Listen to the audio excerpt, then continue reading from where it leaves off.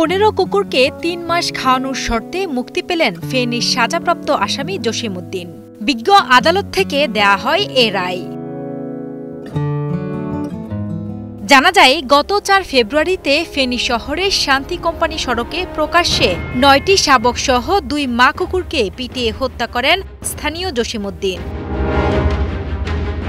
এ ঘটনায় animal aid Feni টিমের পরিচালক বাদী হয়ে অভিযুক্ত জসিমউদ্দিনের বিরুদ্ধে মামলা করেন।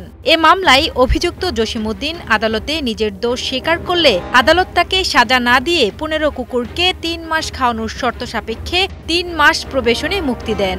গত ফেব্রুয়ারির 4 তারিখে একটা ঘটনা হয় যে 9টা শাবক এবং 2টা মা কুকুর মিলিয়ে মোট 11টা কুকুর হত্যা করা হয় নৃশংসভাবে পিটিয়ে ফাঁসিতে ঝুলিয়ে।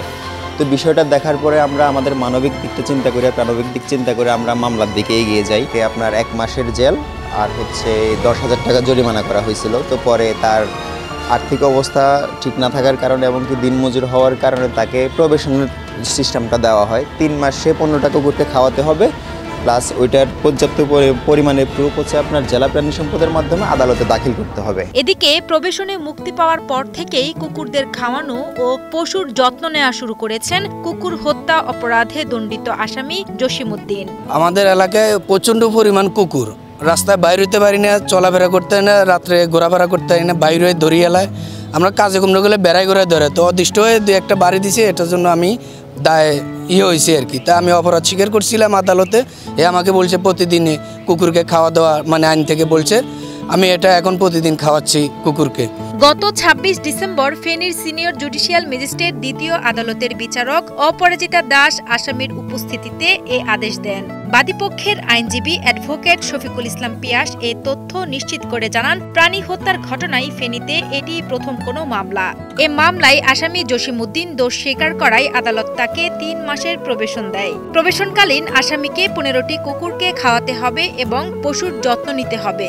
এমনকি তা ছবি সহ প্রতিবেদন সদর উপজেলা প্রাণী সম্পদ কর্মকর্তার মাধ্যমে পরবর্তীতে আদালতে দাখিল করতে হবে।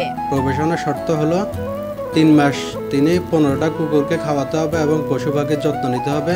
পশু পাখির প্রতি তিনি অন্যায় আচরণ করতে পারবেন না। ওই 3 মাস তিনি সঠিকভাবে 15টা কুকুরকে খাওয়ানোর বিষয় এবং পশু পাখির প্রতি যত্ন নিচ্ছেন কিনা এই বিষয়ে উপজেলা প্রাণী সম্পদ কর্মকর্তা ফেনী সদর রিপোর্ট প্রদান করবেন। এর আগে এ ঘটনায় গত 1 এপ্রিল ফেনীর সিনিয়র জুডিশিয়াল ম্যাজিস্ট্রেট আদালতে এনিমেল এইড ফেনীর পরিচালক এনাম হোসেন বাদী হয়ে কুকুর হত্যার ঘটনায় 3 জনকে আসামি করে এ মামলা করেন। মামলার বাদী এনাম হোসেন জানান, অনুমতি ছাড়া প্রকাশ্যে 11 কুকুর হত্যা করে আসামিরা প্রাণী কল্যাণ আইন লঙ্ঘন করেছেন।